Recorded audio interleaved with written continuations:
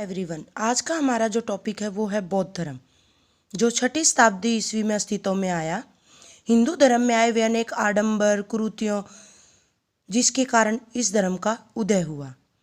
बौद्ध धर्म के संस्थापक के रूप में महात्मा बुद्ध का नाम लिया जाता है, जिनका जन्म 563 ईसा पूर्व में कपिलवस्तु के लुम्बिनी नामक जगह पर हुआ।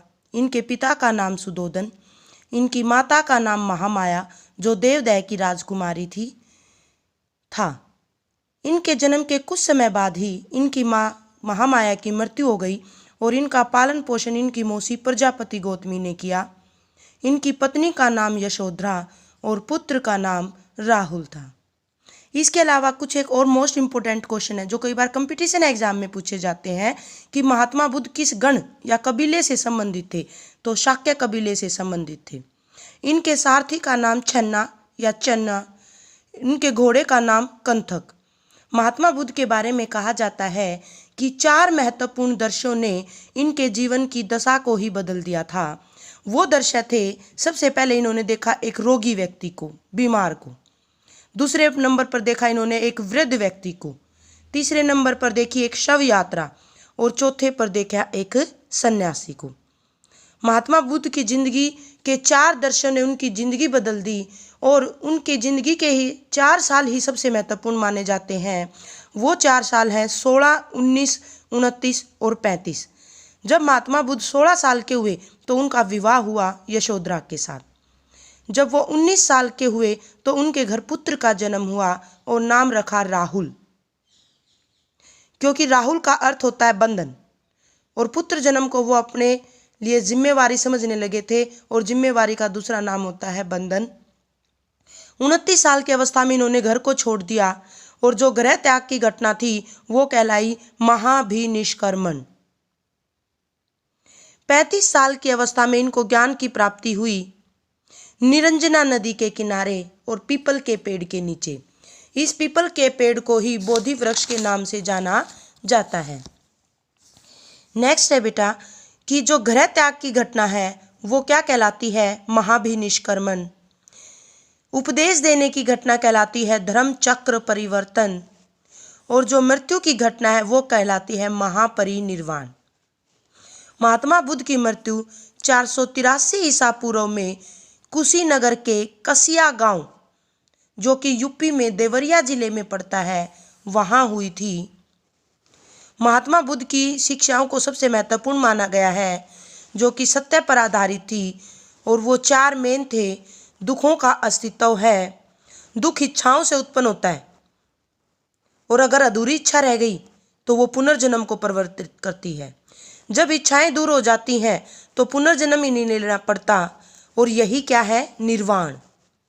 इच्छाओं को विचार, व्यवहार और वाणी में शुद्धता लाकर अष्ट मार्ग पर चलकर ही जीता जाता है। इसलिए नेक्स्ट जो क्वेश्चन है वो भी कई बार पूछा जाता है कि बौद्ध धर्म के अंदर कितने अष्टांगिक मार्ग बताए गए हैं, तो 8 मार्ग हैं।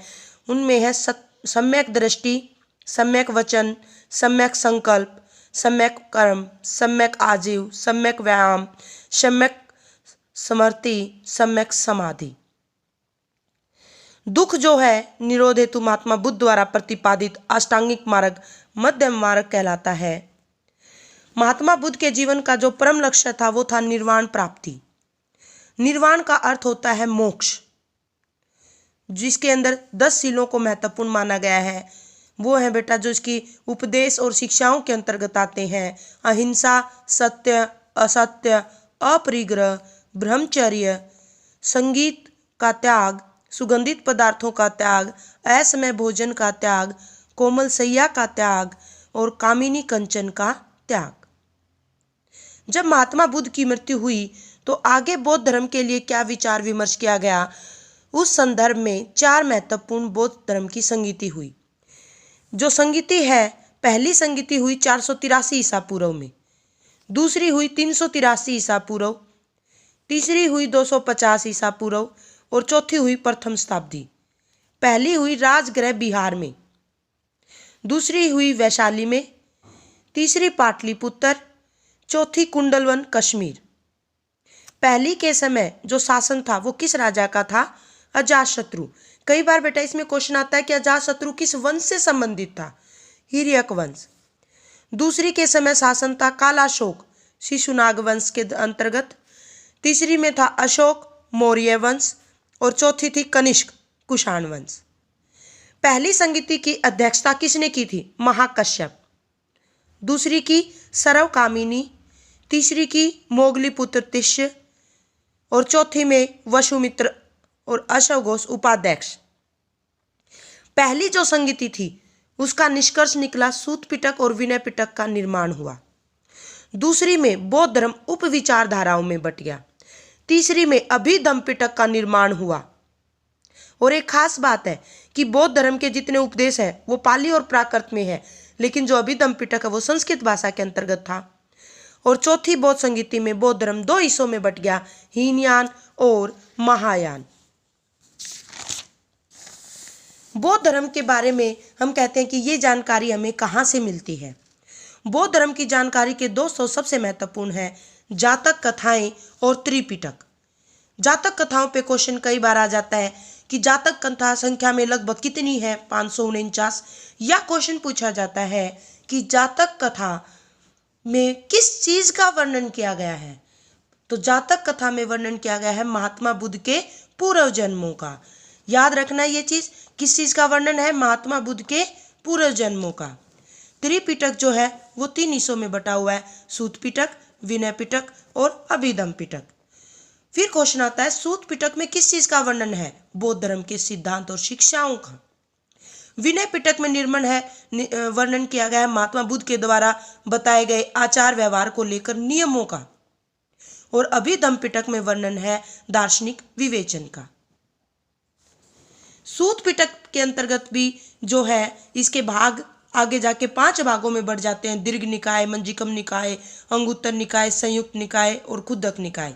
विनय पिटक जो है वो 3 हिस्सों में डिवाइड हो जाता है, सूत विभंग, परिवार और खंडक।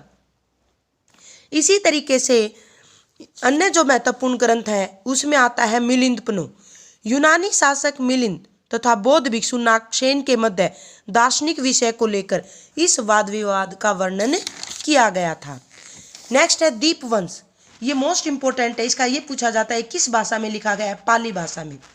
और इसकी रचना श्रीलंका में की गई। इसमें भारत की सामाजिक, धार्मिक, राजनीतिक तथा श्रीलंका के राजवंशों का वर्णन भी किया गया है। फिर है बुद्धचरित जो कि संस्कृत भाषा में लिखे गए। इसकी रचना अश्वघोष ने की। सारिपुत्र प्रकरण यह एक नाटक ग्रंथ है, संस्कृत में लिखा गया है और अश्वघोष के द्वारा ही लिखा गया। इसी तरीके से ललित विस्तार यह महायान संप्रदाय का ग्रंथ है। महात्मा बुद्ध के जीवन का वर्णन इसके अंदर किया गया है। बौद्ध धर्म जो 2 हिस्सों में बटा था, हीनयान और महायान। हीनयान वो प्राचीन परंपरा को मानते हैं। हीनयान शब्द का अर्थ है निम्न मार्ग और इस संप्रदाय के लोग मगध, ब्रह्मी और श्रीलंका में थे। महायान का अर्थ है उत्कृष्ट मार्ग। इस संप्रदाय की स्थापना नागार्जुन द्वारा की गई। इनकी मूर्ति में इनका विश्वास था। चीन, जापान, कोरिया और तुर्किस्तान में इसका प्रसार देखने को मिलता है। इसके अलावा एक और इसकी शाखा थी वज्रयान। 7वीं सदी में वज्रयान संप्रदाय का उदय हुआ था। वैसे तो बौद्ध धर्म 6ठी शताब्दी में था, लेकिन जो इसके बाद में 2 भाग और हुए, हीनयान और महायान। लेकिन जो वज्रयान है वो 7वीं शताब्दी में अस्तित्व में आता है। यह बौद्ध धर्म का परवर्ती संप्रदाय था। यह बुद्ध की अलौकिक शक्तियों को मानते थे, खासतौर से तिब्बत और चीन के अंदर। बौद्ध धर्म के 3 प्रमुख अंग हैं, बुद्ध, संघ और धम्म। याद रखना बेटा, मोस्ट इंपोर्टेंट है कि बौद्ध धर्म के 3 प्रमुख अंग कौन से हैं? बुद्ध, संघ और धम्म। बुद्ध का जो प्रिय शिष्य था वो कौन था? आनंद। और अगर क्वेश्चन आ जाए बौद्ध धर्म का सबसे ज्यादा प्रसार किसने किया, तो राजा अशोक का नाम आता है। इवन अशोक ने कलिंग के युद्ध के बाद बौद्ध धर्म को अपना लिया और अहिंसा को भी अपना लिया। उसके पुत्र महेंद्र और पुत्री संघमित्रा बौद्ध धर्म के प्रचार और प्रसार के लिए श्रीलंका में गए। बौद्ध धर्म में महात्मा बुद्ध के जन्म से लेकर मृत्यु तक कुछ प्रतीक चिन्ह हैं, जैसे हाथी किस चीज का प्रतीक है? महात्मा बुद्ध के गर्भ में प्रवेश का। कमल का फूल उनके जन्म का प्रतीक है। सांड या वर्षभ यौवन का प्रतीक, घोड़ा गृह त्याग का प्रतीक, पदचिन्ह मृत्यु या निर्वाण का प्रतीक, पीपल जो है वो किस चीज का प्रतीक है, ज्ञान का प्रतीक। बौद्ध धर्म के अंदर स्तूपों का निर्माण किया गया जो कि महात्मा बुद्ध के अस्तित्व को वहां पर दर्शाते हैं। स्तूप जो है यानी कि समाधि, चैत्य। शाब्दिक अर्थ स्तूप का होता है ढेर। स्तूप जिन समाधियों में रखे जाते थे उन्हें चैत्य कहा गया। और स्तूप का जो आकार है वो अर्धगोलाकार शेप में बना हुआ है। ये स्तूप में महात्मा बुद्ध के द्वारा यूज की गई यूजेबल चीजें जो वो यूज करते थे उन कुछ चीजों का समावेश किया गया है, उनको वहां पर रखा गया ताकि महात्मा बुद्ध के अस्तित्व को वहां पर महसूस किया जा सके। तो आज ये हमारा जो टॉपिक था वो बौद्ध धर्म के ऊपर था। इसके अंतर्गत हमने बताया कि कैसे बौद्ध धर्म का उत्थान हुआ, या महात्मा बुद्ध के जीवन परिचय के ऊपर हमने इसके अंदर प्रकाश डाला है।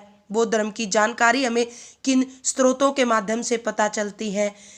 इसके आगे के जो भी वेरी शॉर्ट जो क्वेश्चन है वो हम अगली वीडियो में करेंगे। थैंक्स।